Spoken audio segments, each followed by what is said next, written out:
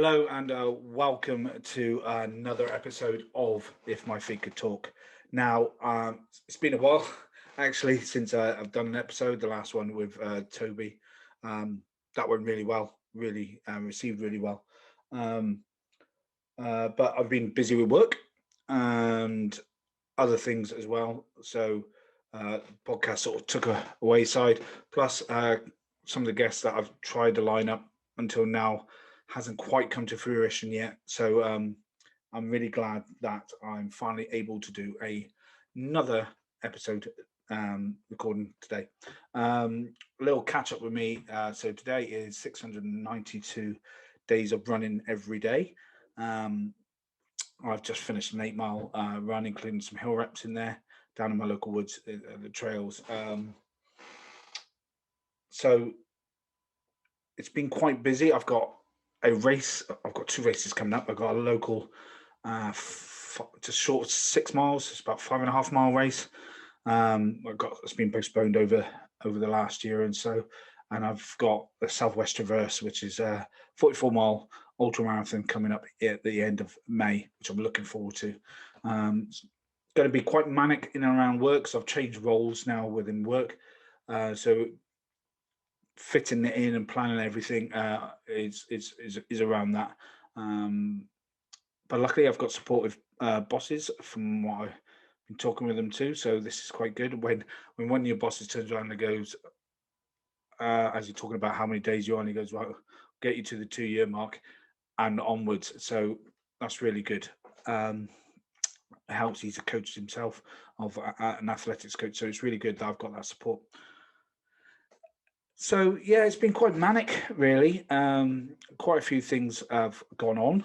Um, just the other day, I stopped a woman from killing herself uh, on my local area on the estate. That was quite interesting. She sat on the floor as I was just walking back from the shops with my dog, and walked past her. She didn't look well, didn't look good, and it was that thing of, oh, do I carry on? I'm only 10 yards from my house, or do I actually find out what's wrong? So I decided to find out what's wrong, and I'm glad I did. She started talking to us, so I thought I'd phone the police and the ambulance service, try and um, get them to come round and pick her up and sort her out with her. She then decides to start walking down the middle of the road, so I'm now following her down the road. The emergency service is still hasn't turned up at this point, and the road she's now walking into is one quite a busy road. For those that know the local area from Dartmoor down to Plymouth, Tarry Road, especially around the George Junction up there, is proper busy. So I'm now putting myself in the way of her and the cars, trying to get cars to stop and slow down as we moved out of the way. Eventually, the police did turn up and they took her away. But it's that bystander effect. I think we can all, we've all done it before in the past where you've seen someone on the side of the road broken down and you think, oh, they must be all right. Surely they've got help and all that. So you don't stop and check.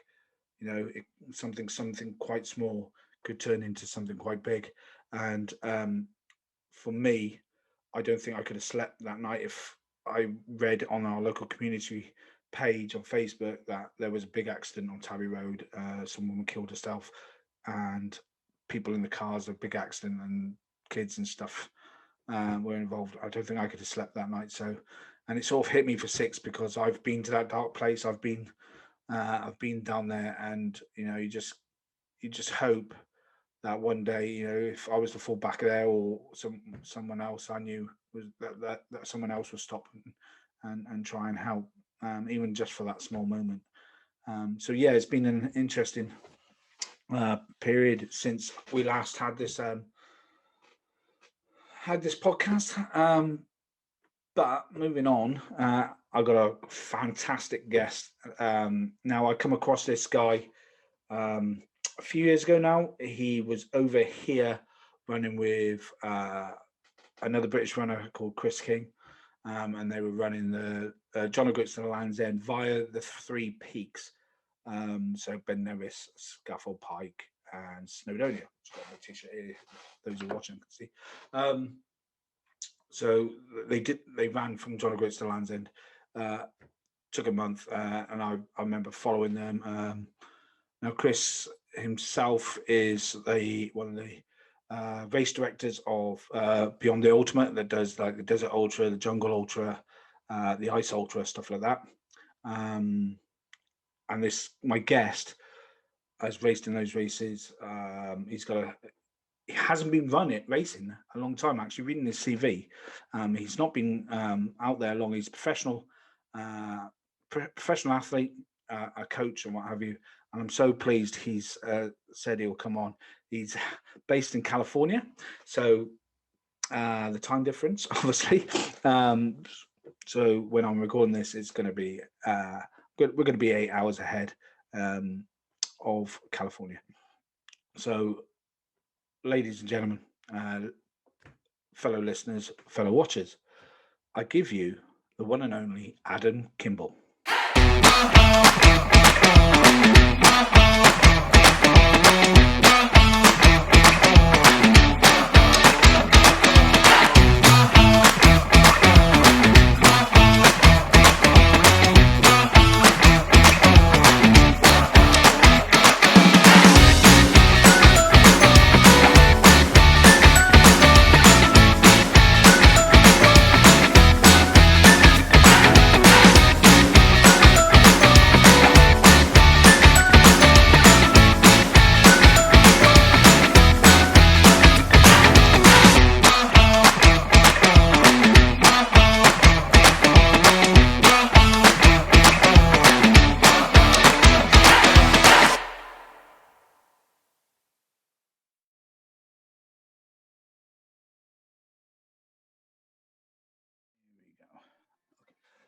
And we're recording. All right, Adam, how's it going and how's the family?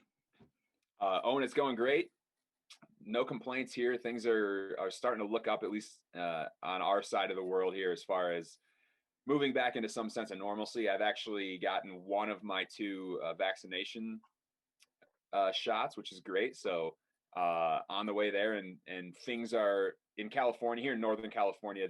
The way it works is it's a tiered system. I'm sure it's a similar situation for you, but the tiered system has gone into like the best level it can go into right now. So things are slowly opening up. You know, places are allowing more capacity and that sort of thing. So anyway, my wife and I are doing great, and we're grateful to hopefully be heading back into some semblance of normal here pretty soon. And how's it? You got a chocolate Labrador, aren't you? Chocolate We Lab. do, yeah. Sophie is her name. Sophie's doing great. Thank you for bringing her up. She's Yeah, because I've noticed her on your social media platforms, and yeah. you mentioned her on your website, and we've got a half chocolate lab, Oh, half, cool. half English Springer Spaniel. So he's 30 kilograms of pure bonkers. If you can imagine a Springer in there as well. So he mostly looks like a chocolate lab, apart from a white patch he's got from his mum on his chest. Love Um, it. and yeah, chocolate labs are just obviously they love their food, don't they? And Oh yeah, very food motivated, very friendly people. Like she's just obsessed with people. She likes yeah, dogs, but she's really obsessed with yeah, humans. oh She yeah. loves being around people. Uh, So I think that's just a Labrador trait, full stop. Because our boy just wants to make friends with people wherever he sees. And it's yep, hard. The problem we've got as well, obviously over here, because you've got to keep social distance and stuff like that. You although you want him to socialize with people, and he's like, no, you can't today, not today. yeah. Yeah, Yeah, it's hard. It's hard explaining the pandemic to a dog, right? yeah, he doesn't get it at all. He, as long as he's got somewhere to run and there's water for him to jump in, he's happy as Larry. Um, Absolutely. so, Adam, for those that don't know you, if they don't, I mean, where have they been? Um, can you give a brief insight to who you are and what you do, just so people can have a bit of a background on you? Sure. So I am a professional ultra runner, motivational speaker, a running coach, a part-time race director for Beyond the Ultimate, um, and a few other things. You know, as things come up, I'm actually gonna later this year. I'll be officially be an author. I'm working on a book project with a couple other friends, and And yeah, so basically what I've tried to sort of cultivate over the last handful of years is, once I really got into ultra running and realized how much I loved it, I was, and then furthermore, once I started having success in the sport, then I started to, sort of wonder to myself, is this something that I can make a career out of? There's not a lot of money in just ultra running as far as, compared to a lot of other sports with endorsements, prize winnings, those sort of things. But there are ways that you can make a career out of it if, Yeah. depending on the situation and what you have at your disposal. And because of the fact that I do a few other things outside of that, I've been able to create this, for me, a dream life doing what I love. And then everything that I do really revolves around that same passion. And that's pushing myself to the limits and helping other people push, past their limits and see what they're capable of. Yeah, and as you mentioned, you're married and you've got a dog. Is your wife a runner? She is. It's funny. Karen is her name, and Karen, she does this thing where, I think just having been around the sport for a while, she's a very accomplished runner. She's run several marathons. She's run 150K, so she is an ultra runner. And but her initial reaction is always to downplay running in her life. So if someone knows me or meets me and then meets Karen and asks her if she's a runner, she always says, "Yeah, but not like him." She's always trying to compare it to a lot of the crazies that we spend our time with. And so that's all to say that she's an incredible runner herself. She just tends to downplay it a little bit more. So as she got fed up of having her name Karen up now because of everything that's Actually, going on. yeah. Bad timing for that. It's funny. Like growing up, she would always complain about how she felt like the only Karens that she knew were generations older than her. There wasn't a lot Yeah. of people her age named Karen. And now obviously she's had to go through this. But it's funny because if you know her, she is so anti what the Karen idea represents. But we've got some other friends that more fit into that category, and we always they will joke with her. They'll say, "I'm more of a Karen than you are." So, but yeah, it's been a lot to handle. So where did you grow up, Adam? What part of America did you grow up? I grew up in central Illinois, which is so Illinois is part of what's called the Midwest, which actually is a little bit of a misnomer because it's actually more on the east side of, if you split the United States in half. Yeah. But they call it the Midwest, and so it's pretty close to. I mean, it's on the right side of the country, but it's sort of like center of America, and about 40-45 miles southwest of Chicago. So I grew up near, one of the top three biggest cities in the U.S., but in a much more rural area. Nice. And I mean, I can imagine what your answer is going to be to this because you're American. Were you a sporty child growing up? I was, yes. That's awesome. Interestingly, and I guess we might touch on this a little bit more here shortly, running was not one of the things it was a part of everything that I did, but it wasn't, my passion or what I focused on when I was younger.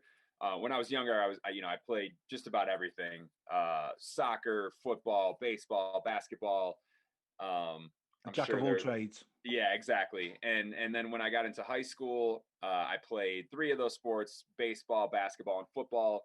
And then went to university and played baseball there. And yeah, funny enough, running was usually something that was like usually my least favorite part of all of those sports. Yeah. It's inherently involved in all of them. Baseball, the sport that I loved the most and ended up playing the longest. That's the sport where running is the least involved. You don't have to be fast. You just got to run around. Unless you sort of hit the ball, you're not running anywhere. Yeah, exactly. So yeah, I've always been a very sporty person, and sports have always been a big part of my life.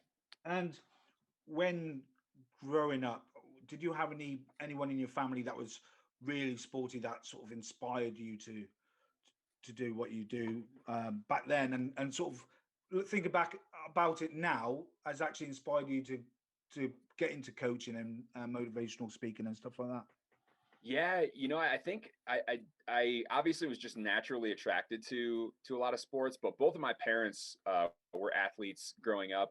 it's funny. On my mom's side of the family, she's got several siblings that were college athletes, and her oldest sibling who wrestled in college, he always tells me that it was his belief that my mother was the best athlete in the family. But she was growing up at a time where women's athletics were pretty limited over here, and there weren't a lot of opportunities. So she was a great athlete, and she played sports, but it was kind of like capped. She didn't have a way to continue doing that, past a certain point, other than in recreational leagues and that sort of thing. And then my dad was a good athlete in high school as well, and I think they realized pretty early on that that I was drawn to that. And my brother was also an athlete, and he played some sports, but that was never really his passion. He's actually doing work in film now. He works in the film industry in Southern California, and so one of us was very much into it, and it was a big part of their life. The other one did it, but he kind of just did it to be a part of teams and meet friends and things like that. So I think my parents both had it in their blood, and then they could see that I was really drawn to it naturally. So, what sort of, obviously we know you're a professional athlete now and you're coaching, but when you left school or college, what did you do before becoming a professional athlete? Yeah, so immediately after I finished school, I went to grad school, and I was, again, with the love of sports. My plan was to get into working behind the scenes in professional sports. So as a baseball guy, growing up in Chicago, there's two baseball teams: the Chicago Cubs and the Chicago White Sox. That's right. Yeah, yeah. And so I had always I had grown up watching those teams and loved being around them. And so I was thinking to myself, I'm going to go to graduate school, get a sport management degree, and then go and work for one of those teams, was what I was, thinking the path was going to be. And then I ended up getting introduced to this event company in Chicago called Red Frog Events. The company no longer exists, but at the time it was booming and having a ton of success. And basically they created all these different events. It started with one event called Warrior Dash, which was essentially a 5K mud run, like a Spartan race, Yeah. Tough Mudder, those kind of events, but a shorter one. So I got an opportunity to intern at this company, and then I ended up getting hired full time and was working there, and really loved it, and was not around. I mean, I guess in a sense I was around trail running, because when you're running through the woods, climbing over obstacles and running through mud and stuff, I mean, there's a lot of parallels there to trail running. But being in that environment, I really loved it, and actually there I met some of my best friends who were doing some more extreme running style stuff. When I started working there, I think I started working there. I'd only done a half marathon at that point when I started working at this company. But then by the time I left, I had done at basically every distance ultra. And it started with some friends that I met that were doing some things, and then kind of helped me get plugged into the community. So before we go on to your first half marathon, you mentioned obviously baseball. Now, being British, we don't really have baseball over here. We have rounders, but it's not as big as baseball. But I have seen a baseball game in Tokyo, because they love it in Japan. Yeah, proper big. And I took my family when I flew them out. I was away with work, and fabulous atmosphere. Now, they can only support the team that's batting. So if your home side is batting, then you can cheer. If the other team is batting, you can't cheer. Right? Is that the same in your baseball? Or is that just Japanese culture? That's just Japanese culture. Yeah, it's funny. It's funny, Owen. I've actually been to a baseball game in Japan as well, and there was some things happening there that blew my mind. That it was so interesting. Like one of them, somebody hit a home run. Yeah.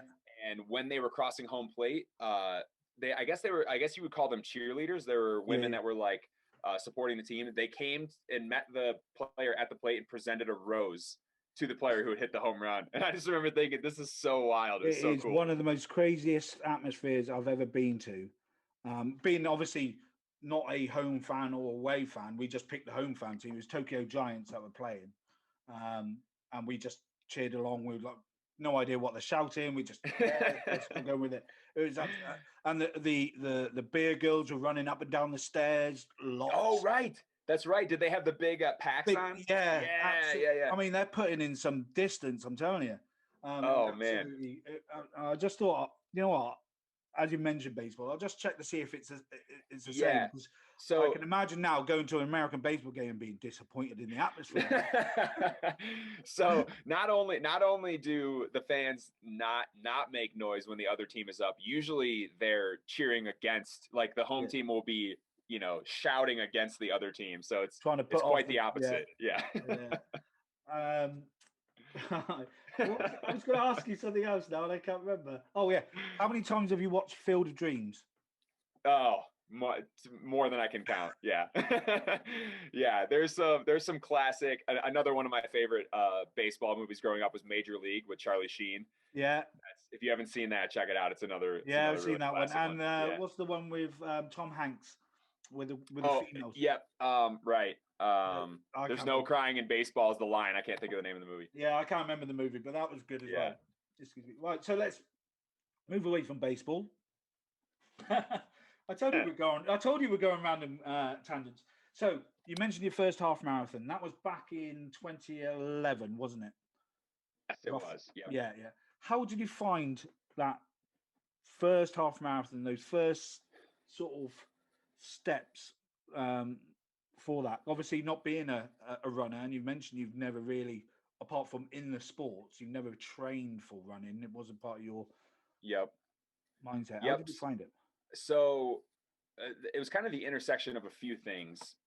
At the time in 2011 was the year I got married to my wife, and she thought it would be a cool idea. This was like several months before we got married, but she was like, why don't we train for a half marathon this year, get in shape and accomplish a really cool goal on the way to getting married. There's no, why not get fit and have a good time together? So that was part of why I ran the race itself. I think what started leading me to it was my father-in-law, my wife's father. He was involved with a lot of different local races. He had done a few marathons, lots of half marathons, all kinds of local 10Ks and 5Ks. And so I had been around just kind of like seeing him at events and supporting him while he was running. And so I'd been around the community a little bit. First of all, I loved that. Every time I was at a race, I remember thinking, this is great. Everybody, such nice people, really friendly. And it's just like a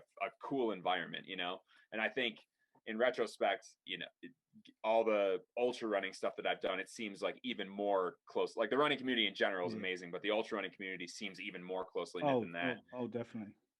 And so it was that. And then I think I realized this didn't occur to me at the time, but I kind of reflecting on it later, after finishing up playing baseball, sometimes people in like the year or two that followed, when I'd see friends or family I hadn't seen in a while, they'd say, hey, do you miss playing baseball?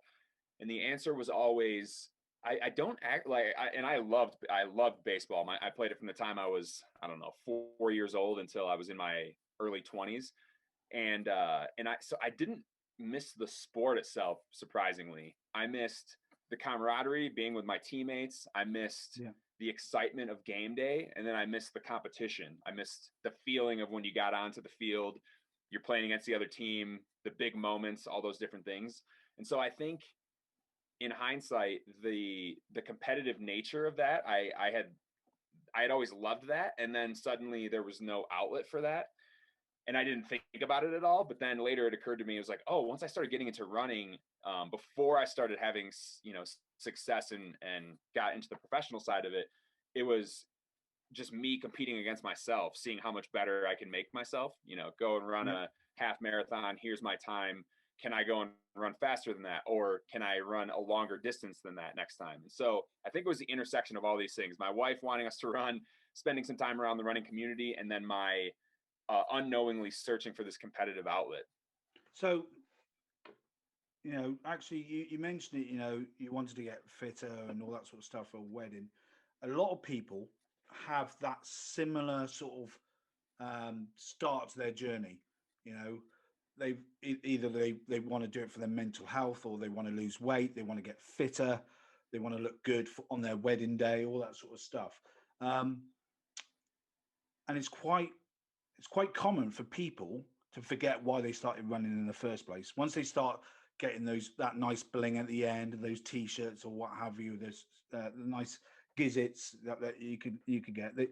They tend to lose that reason why they started running in the first place, don't they? And when it comes to their motivation, then they're like, oh, I haven't got the motivation to go out, or they don't flip back to go, well, why did I start running in the first place? Was it for t-shirts and medals and stuff, or was it because I wanted to get fitter, or for my head, or what have you? Do you, obviously we all, because we get tired and stuff like that, do you have those times where you have to go back to like, right, I need to go back to basics again, and you know I didn't start this because I wanted to be first place every time. I wanted it because I want to get better running. I wanted to do X, Y, and Z. Do you have to jump back to that Yeah, occasionally? yeah, I do. I think that's a really great point, a great question as well, because I actually, one thing that I think a lot about for myself and for all the athletes that I coach is, especially when you are going into an event, because in training it can be different, and you can find ways to navigate through training. But when you're actually like to race day and to the event, that if there's an event you've been preparing for, I always remind myself and my athletes that there has to be, in my opinion, there has to be a tangible motivation Yeah, for that event. And you have to not, and I say tangible because you can't think this is what I'm motivated by, but not really flush it out in your mind. Because what happens is when you get to that breaking point, when you want to give up, or when you say, why am I doing this? There has to be something that you say, oh, this is why I'm doing that. And if you don't know that ahead of time, it's a lot easier to forget that in the moment. And then later, so say you're in the middle of a race and everything's hurting, you're thinking to myself, why am I out here? I can just stop this right now and go home. But then, you know, you think to yourself, oh, there's this person in my life who has had these medical issues. They would love to be running, but they can't. They physically can't, and I can. And I run because I love it, and I run for people who can't do that. And if you have that in your head ahead of time, then when things get tough, you have something to fall back on and to continue pushing yourself. If you don't have that, it's a lot easier to just give up, and then later you think to yourself, why did I stop? I should have kept going. But you hadn't thought about that ahead of time. So I always encourage people to figure out what that is for you. And it's different for everybody. It's also ever changing too. yeah, I've got some close family and friends that I've lost over the last several years. One of them was one of my best friends. He passed away from brain cancer at the age of 29, and that was about 5 years ago.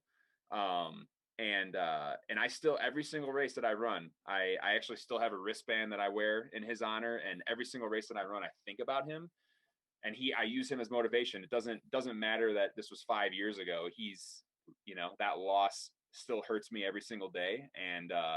And I just use it as a way to remind myself I'm doing something I love. I'm passionate about this. It's not easy, but it's worth it. And that's kind of how it works for me, is I have to, these things are ever changing, and it's something that you have to sort of work out in your head, and have that stuff ready to go. And so for me, it's always recognizing those things, reflecting on those things that motivate me, and then going out there and using those things to help me achieve my goals.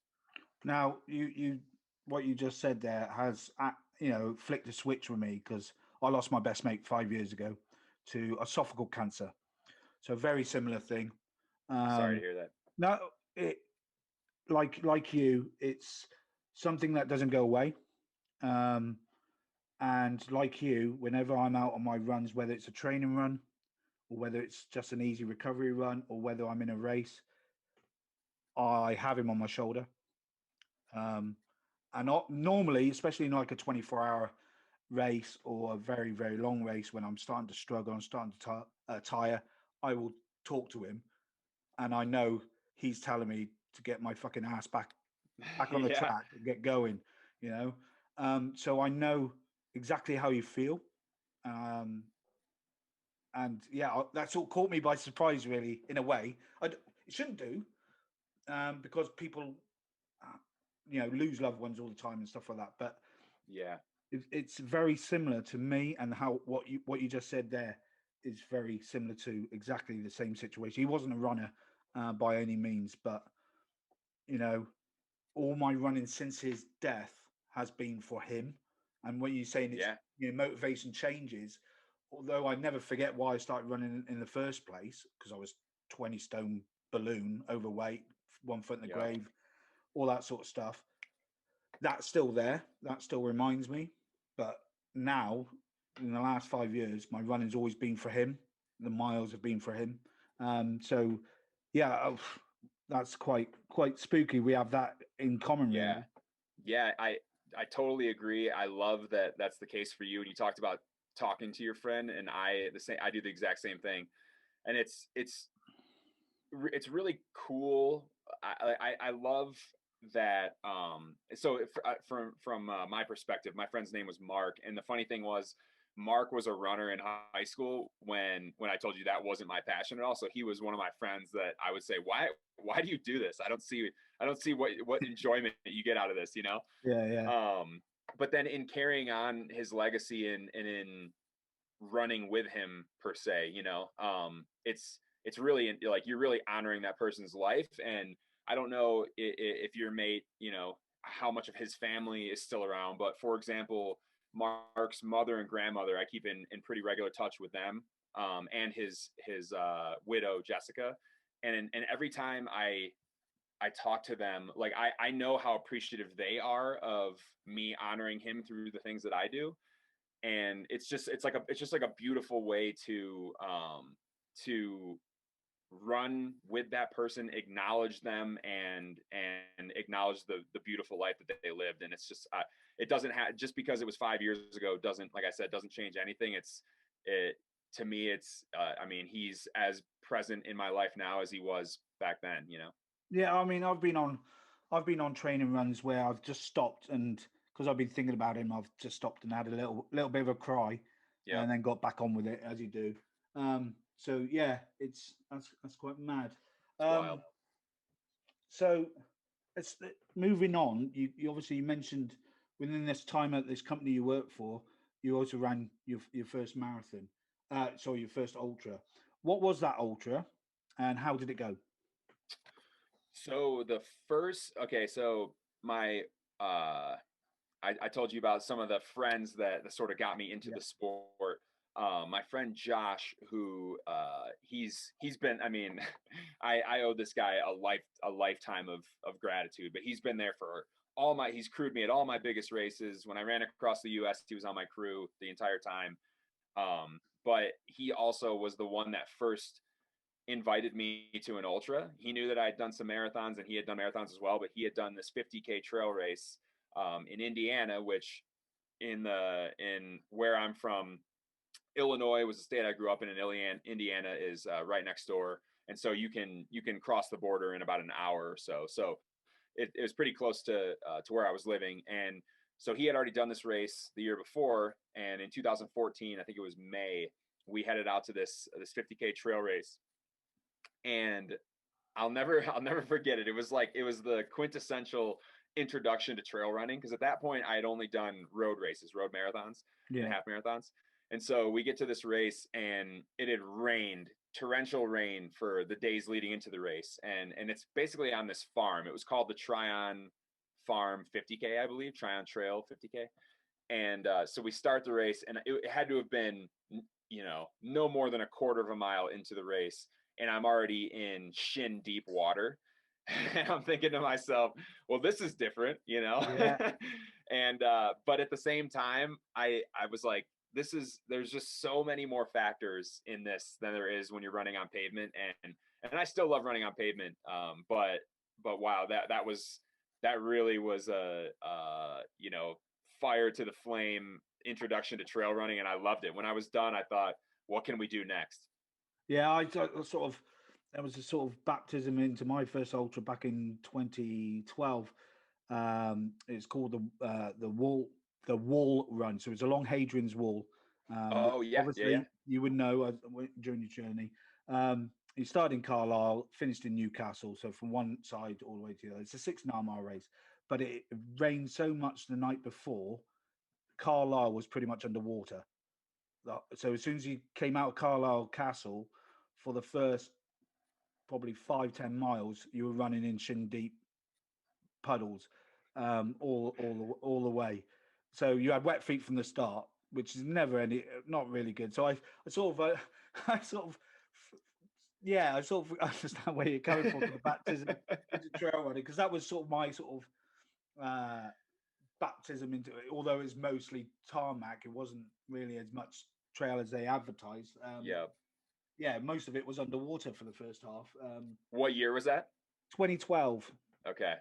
So Yeah. Wow. I started running in 2009, and I ran my first couch to marathon in 2010. So I've Wow. been running roughly just a bit longer than longer. Yeah.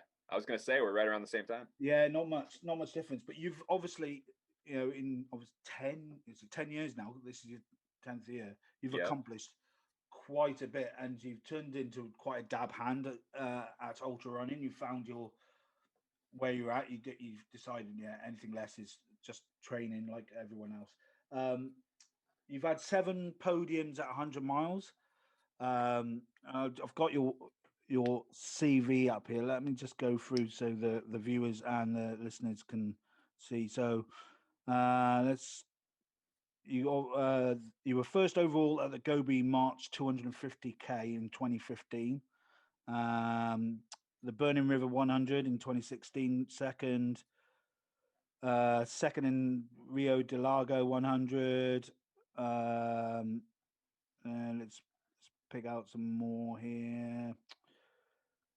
You're third at the Vermont 100. That was obviously more close. And then you were over in New Zealand last year. I don't know if I pronounced this right. The Tarawara. That's Tarawara. correct. Yep.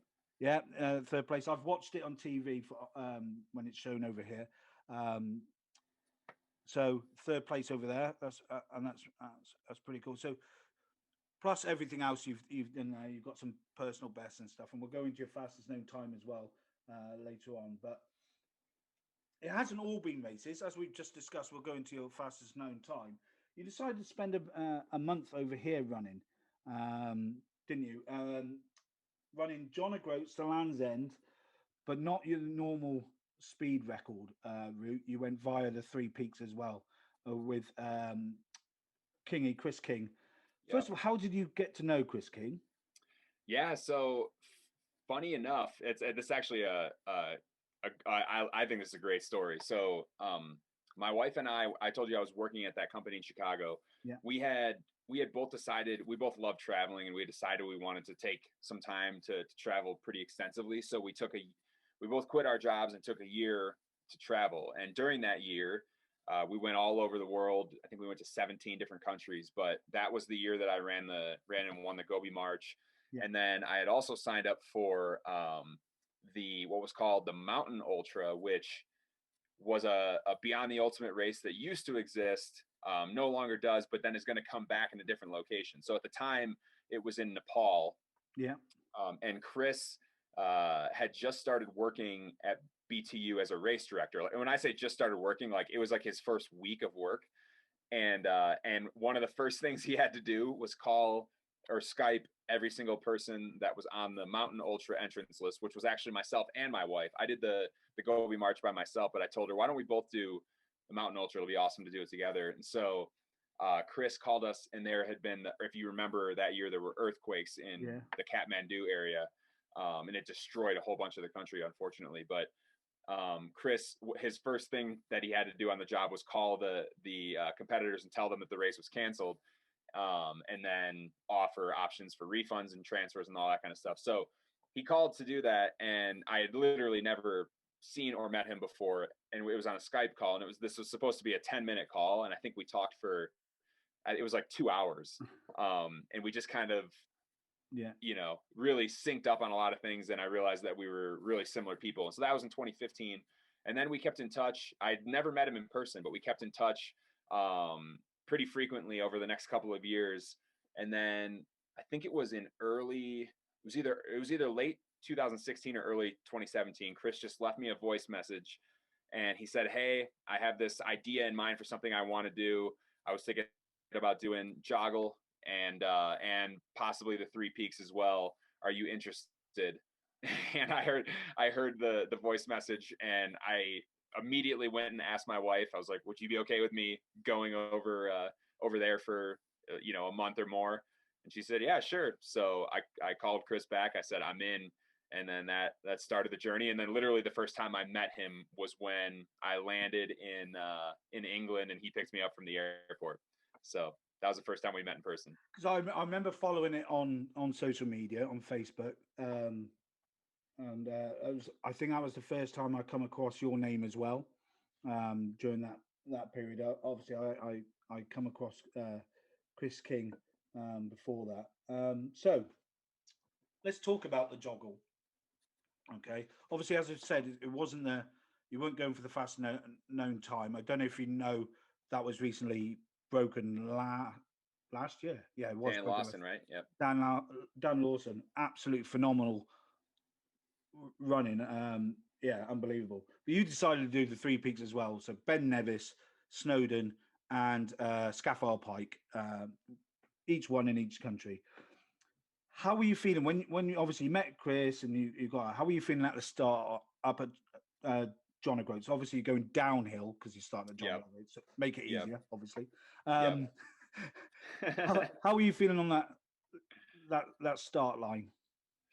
I was feeling amazing. Actually, it was really cool because we camped right at John O'Groats to start in the tent that we used the whole way. We had I think the brand was called Nordisk, but they make a two-person. To my knowledge, it still is the lightest two-person tent in the world. I think it's 500 grams for this Wow. two-person tent. I mean, we were like mummies next to each other, Yeah. not a lot of room for movement, but for something like that, it worked out really well.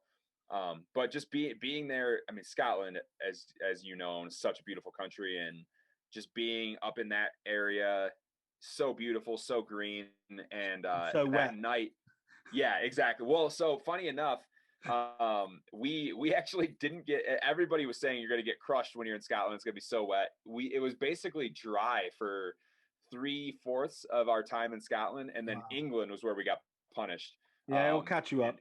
Yeah, exactly, and that's exactly what happened. Yeah, but I remember it was we started July 1st and finished July 31st, and it was, I think it was 1,055 or so miles, and it was. I just remember being at John O'Groats, and it stayed light the entire night. Yeah. It was 3 in the morning, and I got up to go to the bathroom, and I got outside and I could see everything. I was like, wow, this is amazing. But being that far north, the days are a lot longer. So it was just so beautiful. I was so happy to be there. And then it was really great for me because the year before I'd run across the US, and I had a crew with me the whole time. So there was people with me, but there was just something, I think it was really beneficial for me personally having Chris there, because there was something about us both doing it and sharing Yeah. the burden, that even though it was weird, it was me and him together without support. Or I mean, we had a little bit of support along the way, but we did it self-supported. Whereas when I was supported with a full crew, it felt more lonely at times, if that Yeah. makes sense. But just being with Chris and us doing it together, it was like a whole different experience for me, and I really loved how different the two of them were. So obviously you got yourself up Ben Nevis first. What was that like? What was that first peak, reaching that first peak like for you? Oh, that was amazing. So the nice thing about the joggle route that, as you mentioned, Dan Lawson broke the FKT on, that's, if I'm not mistaken, I think it's almost entirely road, like maybe Yes, 100% road. So the nice thing about us doing the Three Peaks is that it turned, I don't know, a third or maybe a little more of the entire 1,000 miles we did into trail, because we were taking trails to get to the peaks. And so it obviously made everything 200 miles longer, but it also allowed us to get on a lot more trail. So that was really nice. But it was really like getting up and down Ben Nevis. Again, we got lucky. It was foggy, but it wasn't the weather of the 3 summits that we did. The weather was by far the best at Ben Nevis, believe it or not. And it was amazing. We scaled it. We went up, came back down, and I was in such a good mood. Chris actually made fun of me because I do this thing where anytime I pass somebody, I say almost every time I'll say hi to the person. It's not always reciprocated, but so we were going up and down Ben Nevis, and I'm saying hi to everybody, and we got down to the bottom, and Chris said, "You realize now you're forever going to be that American that people saw that said hi to every single person on the mountain." The thing is, And though, I'm a similar person. When I go for a run, I will say hi, or stick a thumbs up, depending how yep, knackered I am. Because you never know, you might just make that person's day. They might be having a really bad day, and you've just made that person's day. So, um, exactly. kudos to you for doing that. So Yeah, thank you. you got to Land's End in 31 days, over 1,000 miles. Um, what was it like standing on that iconic finish line at Land's End?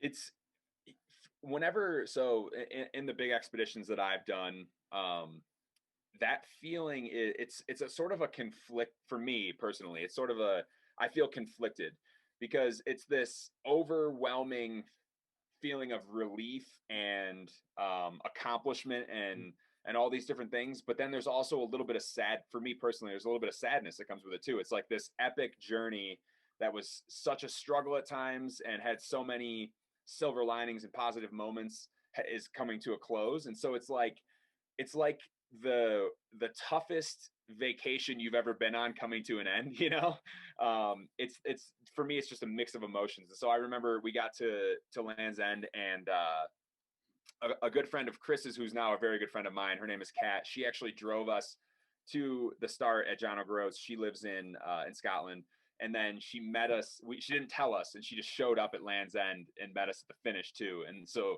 it was an incredible surprise to see her. But we were just sitting around. I think I was drinking a beer and Chris was drinking whiskey, and That's about right. and we were just sitting there, kind of soaking it all in. And yeah, I had this overwhelming feeling of gratitude, and also this feeling of I can't wait to do this again. What's going to come next? Okay, and to wrap up the joggle adventure, give me a highlight, one highlight. So to me, these sort of experiences they're always about the human element. It's when you're fundraising for something like, Chris was fundraising for Huntington's disease. I was fundraising for brain cancer on behalf of my friend that I told you about. And so when you're doing something like it just and when you're doing something epic or something really challenging, it always brings out the best in everybody. And people want to support you, they want to be a part of it. So anyway, my number one moment that comes to mind, Chris and I finished a really long day. I don't even remember what country we were in. It was somewhere in the middle of the journey though, and we popped into a pub. It was sort of a pub restaurant. It was a little bit nicer. So when we walked in with packs and short shorts and short sleeve shirts, people kind of gave us what are these guys doing look. And so we sat down in this bar, and there was a few people at the table next to us, and they started asking us a few questions. They're like, "Oh, what are you doing? Um, where did you come from?" This sort of thing. And we chatted with them for a while, and then maybe after maybe 30 minutes or so, they had already eaten. They got up and they left the restaurant. And then the two of us were sitting there, and about uh, 10-15 minutes later, we went up to pay our bill, and the server came back, and they set money on the table, and we looked, and we said, we haven't paid for the bill yet. And they said, oh, those people that were here before, they gave us money to pay for your meal, and this is the money that's left over. And it was just one of those moments where they did, it was such a beautiful gesture, and they didn't even take credit for it. They left before we could thank them. And it was just a reminder that when you push yourself and do incredible things, and then also support great causes along the way, it just, people want to be a part of that. And that's a big reason why I love racing, but expeditions hold a really special place in my heart, because it's like everybody everybody feels differently about a lot of things, but there's certain things that everyone can rally around. And this was one of those things. And I love that. And it sort of restores faith in your humanity as well, doesn't it? Yeah, absolutely. Okay, so obviously you touched slightly on your trans American run. It took you 60 days, which is obviously pretty epic. So first of all, tell us about the event that you did, um, and then how you dealt with the low parts you had. We've obviously just covered some highlights and some good parts in the jog. We'll go into when you felt low within the 60 days. Yeah, there was a if you talk to my wife and my friends that were on the crew, they'll tell you there was a lot of really low moments on that one. I got beat up pretty early. I in retrospect, I'm a much stronger runner now than I was then. I was a really good runner then, but I'm just I've come a long way, and I think my body just really got beat up by all of the tarmac. It was it was literally that the entire way. And I I I don't want to say I underestimated it, because I anticipated it being really, really difficult, but I think the part that I underestimated was the stress that was going to put on my body, just the running on pavement the entire time. And so very early on, a few days in, I started having, some things hurting here and there. And then about a week in, I was considering giving up the attempt, because initially I was trying to break the record for that, and then fell way off the pace. But it turned into, for me, a journey of reframing my goals and accomplishing something that originally wasn't what I was trying to accomplish, but ended up teaching me so much more than if I had succeeded in my original goal. And so for me, it was all about recognizing that a lot of things in life don't always work out the way we, had hoped they would have, or in a perfect world they would have. But that doesn't mean that you can't learn perhaps even more from the struggles or the failures, and then turn those into success later. And so, I think when I did Joggle with Chris, I I I don't want to say I didn't feel it, but you can ask Chris. My body held up so incredibly well the whole time, whereas on the run across the U.S., I was physically destroyed, pretty early. So I I take that experience. I had so many low moments, times when I almost gave up, but the crew said, "Hey, maybe we just change the goal and try to just get from one coast to the other. Doesn't matter how long it takes. Forget about the record. Let's just see if we can see this through." And I think sticking that out and not giving in, even when my body was telling me to, is something that has led me to a lot of the successes I've had now, and will continue to lead me to further successes down the road. Yeah, when I was chatting to my mate Dan Lawson a few months ago on this podcast. We were discussing that, he was saying he learned more from his DNFs than he has done from any of his victories, his podium places, because when you come first, second, and third, that pretty much means you've nailed everything. There's nothing to learn from that. Where if you have your DNFs and you've not achieved what you set out, you learn more, so you don't make the same mistakes the next time, and so forth. And obviously, Exactly. you've done that. You did that. You adapted. You improvised. You overcome. You changed your plan a bit, and you probably relieved of that pressure of the record, which probably helped mentally as well, didn't it? It did. It's funny you say that. I think I had some of my better days after we officially decided, okay, the record is probably too far gone now. Let's just try to get from coast to coast. I think I was probably holding a lot of tension internally that I didn't even recognize, and then I still had a lot of struggles after that, but I had a lot more good days that followed that. So I think you're absolutely right. And the other thing that's interesting, like I talked about the human element. One of the things that will always stick with me about the run across the US was I had so many people. We ended up generating a really big following of people that were paying attention to it. And so there was so many people reaching out and saying, I've dealt with this injury in my life, this physical thing I've tried to overcome, and I've been dealing with this problem for years, but seeing you out here pushing through the pain and using the support network of your team and not giving up, even if it's taking a lot longer, and you're having all these struggles, like that is inspiring me to continue overcoming the thing in my life.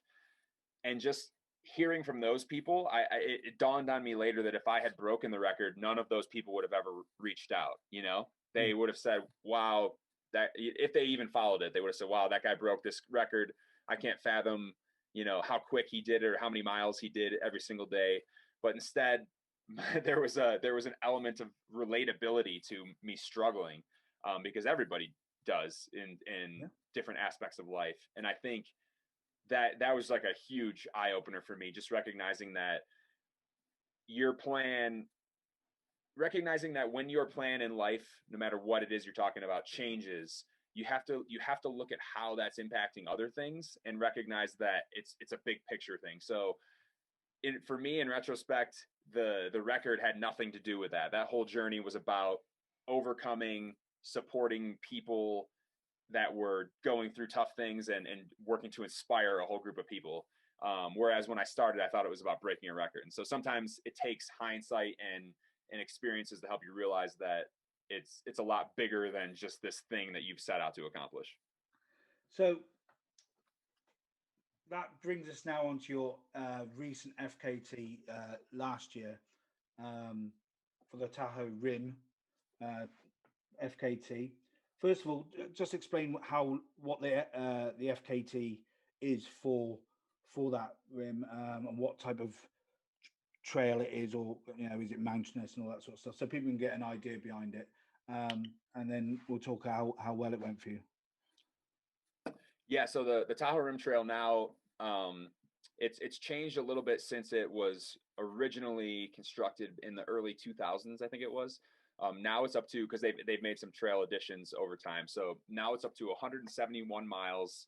It's about between 28 and 29,000 feet of elevation. So what's that, like 8,500 meters, something like that, of elevation gain. And it's up in the mountains. The trail itself is at about 2,000 meters, and it gets up to about 3,000 meters. So it's at elevation as well. And it's very undulating terrain. So there's a lot of climbs, a lot of descents, mostly single track, world class, absolutely incredible. A lot of it has beautiful views of Lake Tahoe, which if you've never seen it is absolutely stunning. And the whole route circumnavigates the lake. It's funny, the actual lake itself, if you just drive along the road that goes along the lake, that is only 70 miles, but the trail is 171. So when you're looking at it, it goes up, out, around, and all over the place. But a really, really stunning trail, and it's now, because I've lived here now for, I guess, a little over 5 years. It's now it's been my training ground for a while. So I had my eyes on it ever since I moved out here, and especially when Kilian Jornet holds a record that catches your attention. So that was a big part of it for me too. So it's obviously, as you said, it's your local training ground now. So you knew it pretty well leading up to the attempt. So how did it go for you from start to finish? Did it go as planned, or did you have to obviously make some changes, and how did it go? Yep. So I don't even know if you know this, Owen, but when I broke the record was actually my second attempt. Right. So going back to what you were saying about DNFs and those sort of things teaching you something, this one quite literally, in less than a year, it was October of 2019. I ran it the first time and I finished, but I didn't break the record.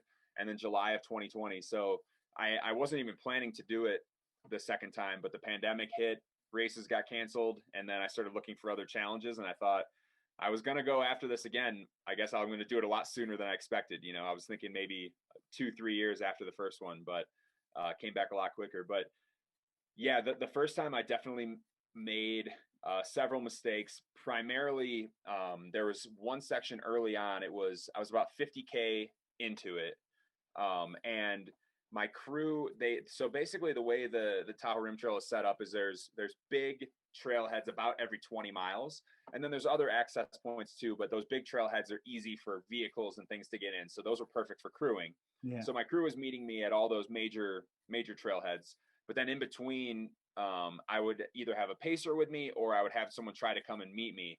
And the first attempt at the 50K mark, I had my crew come to meet me at this point, but we did a poor job recognizing that they had like a 2-mile hike straight uphill to get to me. and it took a lot longer than we thought because they were hauling some, supplies and things. And ultimately I ended up missing them. And then I was without nutrition and hydration for, I think, 2.5 hours. It was in the heat of the day. I was at the highest point on the TRT. All these things just combined to to blow up in my face. And I ended up finishing, but there was a period of time where I bonked, and I bonked worse than I ever had before. It felt like my legs just stopped working, but it was because and it was several hours after I missed the crew. So you know how it works. If you get behind, it doesn't always hit you right away. It takes your body time to process everything. And so I got to that point, and then the wheels fell off, and I took I slowed down a lot and took a whole bunch more time. So then the second time I said, this is what we need to do. We need to control everything we can control. There's a lot that we can't, but the things we can control are making sure that I don't miss the crew, making sure I've got pacers with me when I need them, and making sure I've got all the fuel and hydration that I need. And then if I don't break the record, I don't break it, but at least I'm giving myself the best possible chance to do it. That was kind of the mentality the second time. Yeah, and you nailed it in 37 hours, 12 minutes, and 15 seconds. Amazing, buddy. Absolutely amazing. Yeah, I remember thank you. when you posted the finishing picture of you finishing it, and it just so happened, 2020 was a year of FKTs, especially over here. You probably heard quite a few, especially John Kelly, Damien Hall, and the likes of them. They were smashing in some big FKTs. Have you thought about tempted to do some of the big rounds over here or anything like that? I have, yeah. I'm very, very intrigued by all those. I think it's hard to say. I like so many of them, but I just the history behind the Bob Graham, I think, is like in that elevates that in my head, just because there's so much history with it. And some of the things that I've seen, my friend Christina, who has run some of the Beyond the Ultimate races, she attempted the women's record. She didn't break it, but there's a film about her making that attempt. Christina Madsen is her name. And I watched that film earlier this year, actually. And that just sort of like reignited the flame to want to come over and take a shot at Bob Graham. Even Killian's come over and done it, hasn't he? So exactly, yeah. It says a lot when the FKTs and the obviously the well-known rounds that we have over in the lakes, the Pennines and so forth, that draw the international crowd in. It says something about them, really. Yep. So what has 2021 got in line for you? And now we're starting to progress.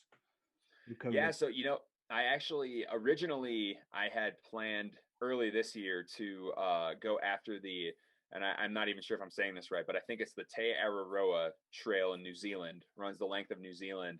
I want to go after the FKT for that, and it's funny that kind of looking at distance wise, the Joggle Three Peaks and the US, the Te Araroa Trail is kind of right distance wise. It's right in the middle of those two. So not the longest I've done, not the shortest. And as you mentioned earlier, I ran Tarawera. I got lucky. I raced Tarawera right before the pandemic hit in February of 2020. And I've been over to New Zealand 3 times now, and I absolutely love that country so much. And so yeah, as far as expeditions, that's next on my list. When I can get to it, we'll see how travel and things play out over the next year. And then race wise, I've got a bunch of different things on the calendar, but the number one A goal for the year is the Leadville 100 in Colorado in August. So I speaking of New Zealand and the FKT, I had Mena Evans over here, a Welsh lady who smashed the entire length world record for that. Amazing. Fantastic athlete. So yeah, they're there to be chased, that's for sure. So we'll move on now to towards the end. We're going to do 10 quick fire questions. Okay, I'll ask a question. You just give us a simple answer, and we'll see how we get on. Again, these normally fly off into a tangent anyway. So question number 1: what's your favorite snack on the run? Favorite snack on the run? I'm gonna say Sour Patch Kids. Okay, yeah. I've had some of them. You guys have those over there, right?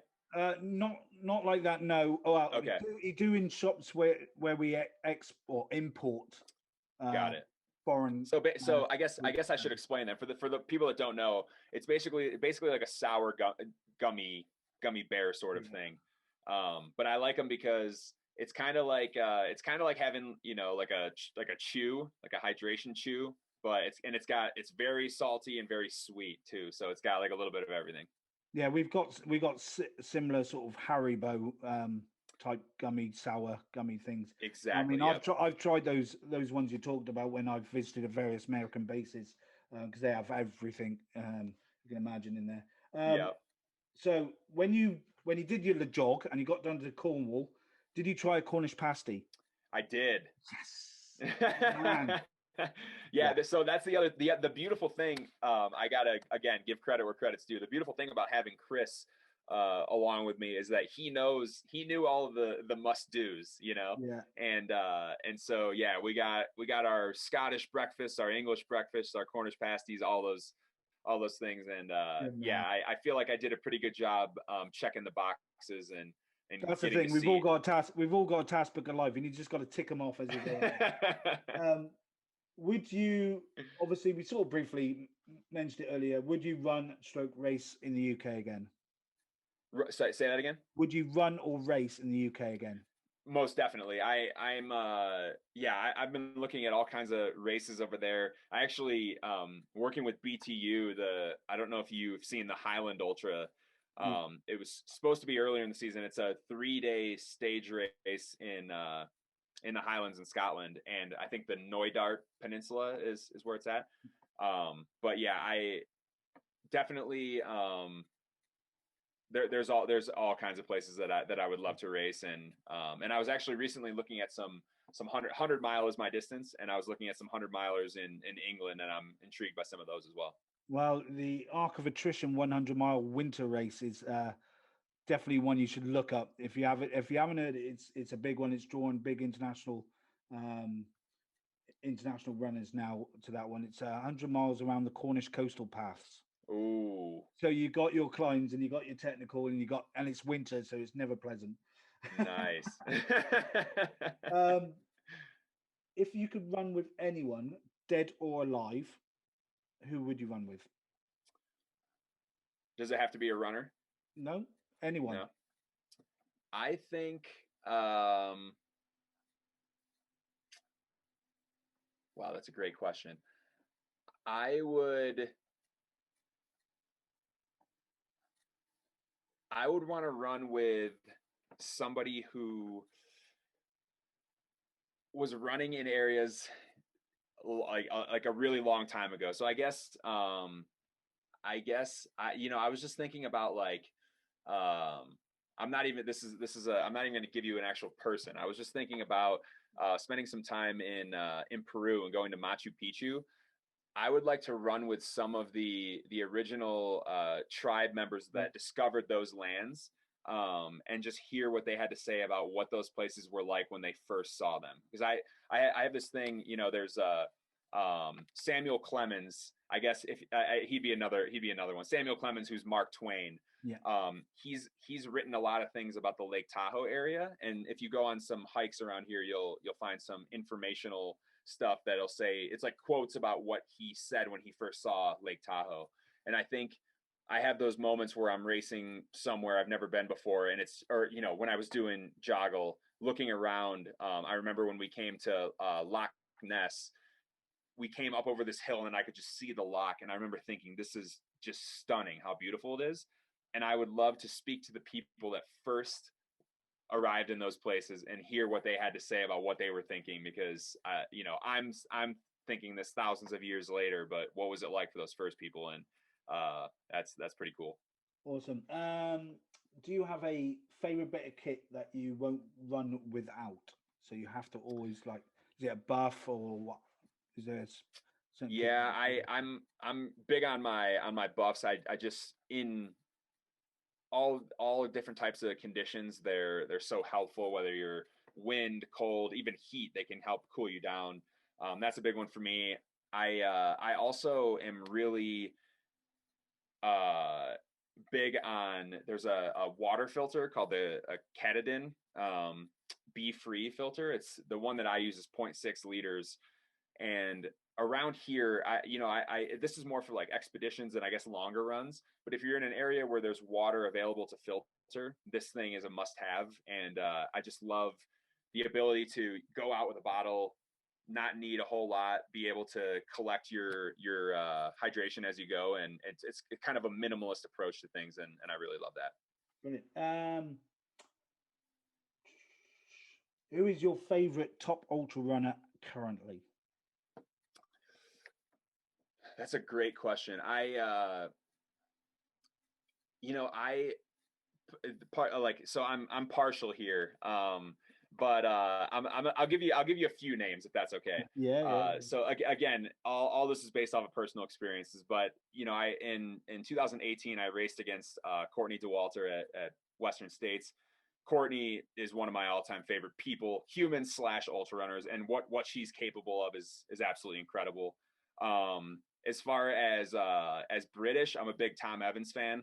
Yeah. Really like Tom. I've met him before. He's an awesome guy, and I think his range is pretty amazing. And then again, because he's a friend of mine, Jim Walmsley is just, again, I think Killian kind of established himself as the guy who can win anything, short, long, it doesn't really matter. And I think Jim is starting to turn into that person. He's got the speed, but now he's showing that he can have success at, like, I don't know if you saw the Solomon Azores championship run last November. It was a stage race, and it was super muddy, super technical terrain. And Jim finished second overall with a bunch of really technical runners. And I think he just showed what he's capable of there. So that was a few names, but and again, it's a lot of it's personal friendships, but I think Courtney still has a lot more potential to show as well. She was unlucky in the Barkley, but I definitely think that she has a fantastic future as long as things keep going the way they go. Yeah, I agree. It's funny how many people are unlucky at the Barkley, isn't it? Yeah, well, this is it. So that brings me on to my next question. Have you ever fancied it? I have. My one qualm with it is I would have to put some serious work into my navigational skills.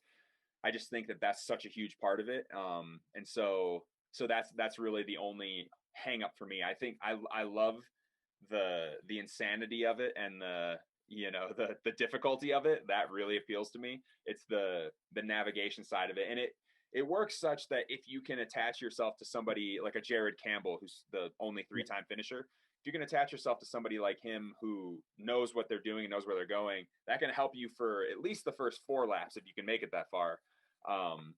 But with the weather and the navigate, it seems like everybody gets out there, the weather gets crazy, and then they lose track of where they're at. And I think I would be prone to that happening personally. So I'd have to do some work there, but otherwise, absolutely. And that brings us on to the next question. Obviously, we sort of briefly talked about John Kelly. He's a finisher of, and the last finisher of the Barkley. Have you followed any of his stuff over here?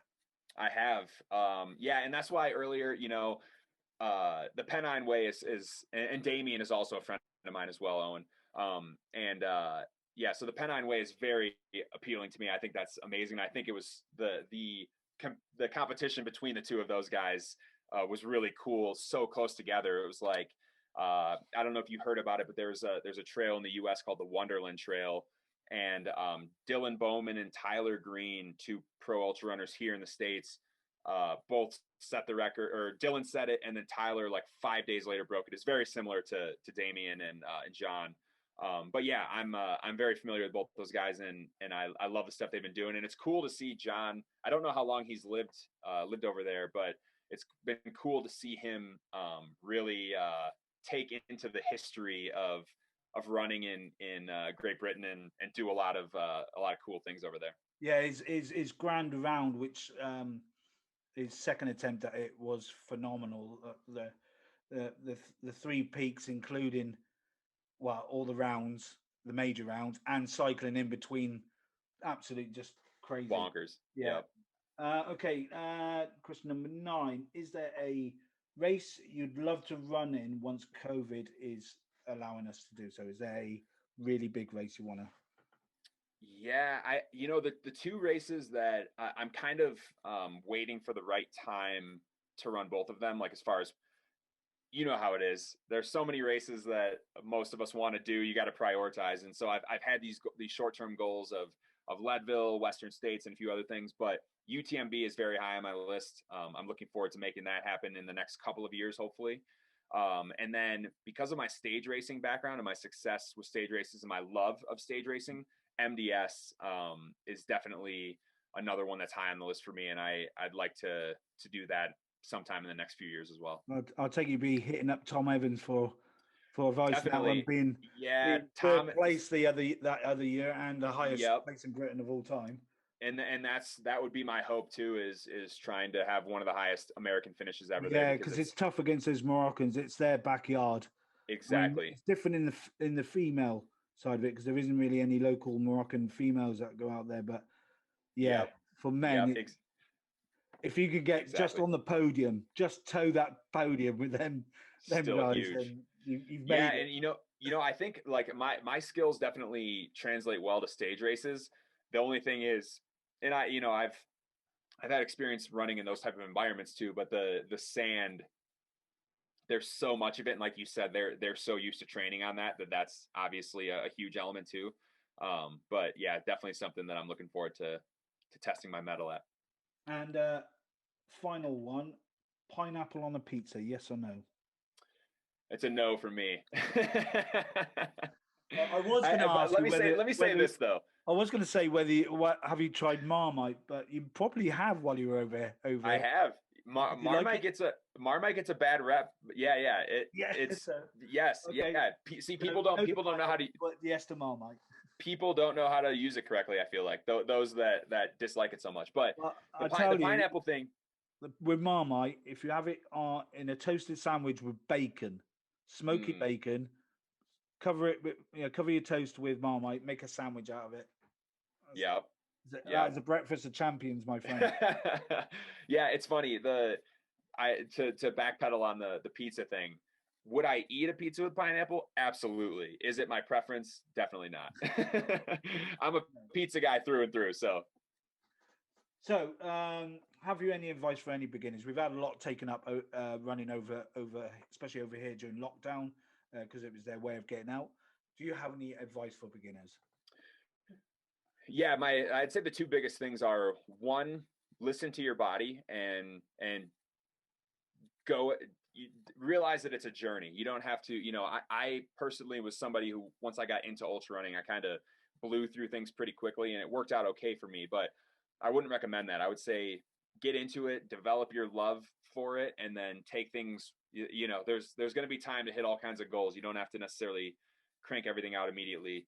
And then the other thing is ask a lot of questions, talk to people that that are doing it, that have been doing it. And, I was just saying to my wife yesterday, we were talking about something, and she's like, she realized she had never asked somebody a question about something. And I said, it's probably because you have never been at the point you're at now to understand what it's about. So if you're a runner and you're getting into ultra running, you may have never asked an ultra runner friend a certain question before, but you didn't fully understand what it was like until you start doing it yourself. So as you go along, more and more things are going to pop up. And so talk to the people that have been there before and utilize their advice. Brilliant. And you said you got a book coming out? Yes. So myself and two of my friends, it's not like a standard, just regular book. It's a runner's journal. And myself and two friends, we have this coming out. We're done with the editing. We're working through some different things right now. Should be published in the fall of this year. I'll give you more info on that, but basically think of it as you've got like your basic running journals where a runner writes what the temperature was, how many miles they ran, that kind of thing. And then you've got journals where people just write their thoughts. Our goal was to have this be kind of the intersection of those two. So we ourselves journaled about our own running, and we hope that is kind of a prompt for other runners to inspire what's going on in their lives and write a little bit about it. Brilliant. And if anyone wants to check you out on social media, where can they find you? So you can find me on Instagram at Adam Kimble 818. On Facebook, Adam Kimble Ultra Runner, and then my website is adamkimble.com. Excellent. We'll have a finishing chat after I've stopped recording. But for the podcast, Adam, thank you very much for obviously giving your time to me. It's been an absolute pleasure. Like I said, we always go off on tangents on this thing. 1 minute we're talking about you're starting and running. Next minute we're talking about baseball. So I just think it's great that just having an actual chat where it's not totally structured. It feels a bit more natural, and people when they're listening to it can connect to it, and who knows, they may learn stuff, they may relate to stuff. So where we talked about our friends and stuff, they may relate to that, and they may go, do you know what, that's what I do. I'm glad I'm not the only one that has a word with them and stuff like that. So thank you for coming on. It's been an absolute pleasure. Yeah, pleasure's all mine. Thank you, Owen. And it's always so cool just recognizing that two people living in two totally different parts of the world have so much in common, and all through a shared interest. And it's pretty cool. It helps you realize that we're all a lot more similar than we might realize. It's the ultra running community we were talking about. It's the best kind of community out of all sports, if you ask my opinion. Couldn't agree more. Excellent. Right, I'll just pause this and we'll have a finishing chat afterwards. All right. So that was Adam Kimble, professional ultra runner, coach, motivational speaker, and an all-round snappy dresser. No, I absolutely loved that conversation. And I'm not going to lie, when we spoke about our friends that died pretty much the same time, it didn't come with a trigger warning, and it did sort of get to me a little bit. And it's nice to know that we're not alone in our grieving, in our love for our friends that we lose, or any family members, and how much effect it does have on us on our running. And that was quite nice. And hopefully there'll be people out there who could probably relate. I really enjoyed that conversation, and I hope you guys did too. I'll drop the links in the description for you lot to go find and go follow him if you're not already. However, if you did like this episode or any of the other episodes, please leave us a review on Apple Podcasts if you're listening via Apple. Share the love, get us out there, give us a like, give us a follow and a subscription on YouTube and all the other apps as well. That'd be much appreciated. But for now, you have been listening and watching If My Feet Could Talk. I'm the ultra running Matlow, Owen Thomas, and I'll see you next time.